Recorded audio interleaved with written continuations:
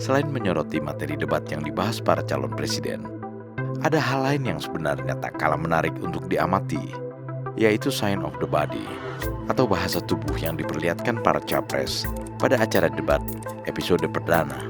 Bahasa tubuh yang mengandung sejuta kalimat, yang terkadang lebih bermakna ketimbang bahasa verbal.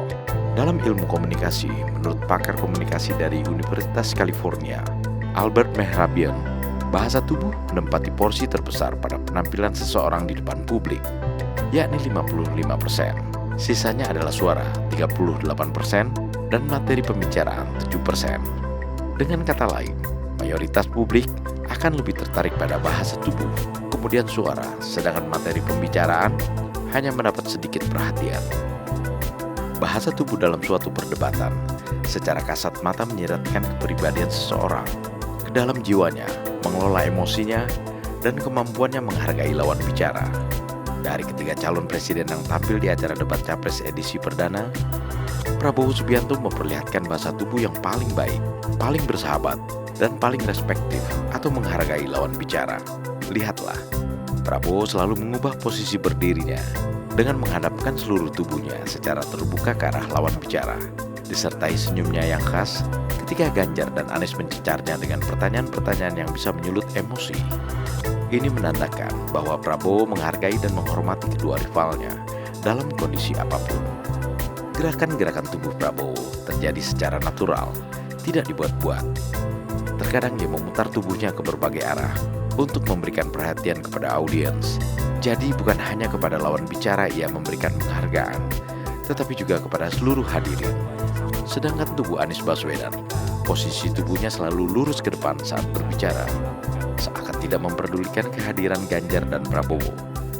Ia seperti sedang bermonolog dengan narasi yang itu-itu juga, sehingga menimbulkan kesan arogan. Ganjar Pranowo yang semula terlihat sungkan melakukan kontak mata dengan Prabowo, lambat laun tertulari energi positif yang ditebarkan calon presiden nomor urut 2 ini. Di pertengahan acara debat, Ganjar mulai bersikap bersahabat dengan menghadapkan tubuhnya ke arah Prabowo. Sewaktu ditanya dan menjawab pertanyaan, ia pun melakukan toast dengan Prabowo pada setiap akhir segmen. Pengendalian emosi Prabowo juga cukup tinggi meskipun dikeroyok oleh Anies dan Ganjar. Bahkan ada saat-saat ia berbicara dengan nada tinggi dan sedikit meledak-ledak. Kita oposisi, Anda terpilih. Waktu habis, Bapak. Harap tenang. Itu bukan berarti tidak bisa mengontrol emosi. Nada tinggi diucapkannya sesuai konteks untuk memberikan penekanan pada poin-poin yang dinilainya penting. Ini merupakan bagian dari gaya seorang orator.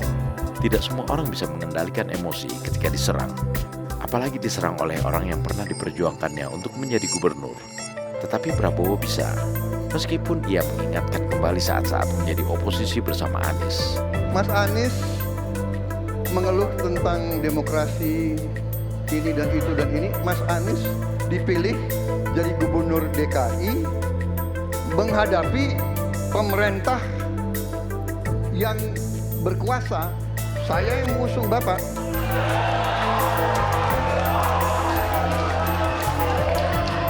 Kalau demokrasi kita tidak berjalan, tidak mungkin Anda jadi gubernur. Namun, Anies akan tidak peduli, bahkan kemudian mengeluarkan pernyataan yang merendahkan Prabowo. Sayangnya, tidak semua orang tahan untuk berada menjadi oposisi. Oke? Seperti sampaikan Pak Prabowo tidak tahan untuk menjadi oposisi. Apa yang... Jangan pula dilupakan, Prabowo adalah mantan komandan pasukan tentara.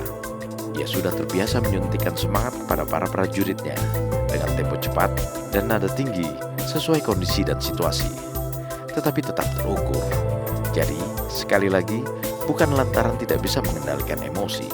Walhasil, kalau ingin belajar mengelola bahasa tubuh dengan baik di hadapan audiens dan lawan bicara, belajarlah pada Prabowo yang selalu menebarkan energi positif dan sikap bersahabat kepada setiap orang dengan gerakan-gerakan tubuhnya yang natural. Demikianlah.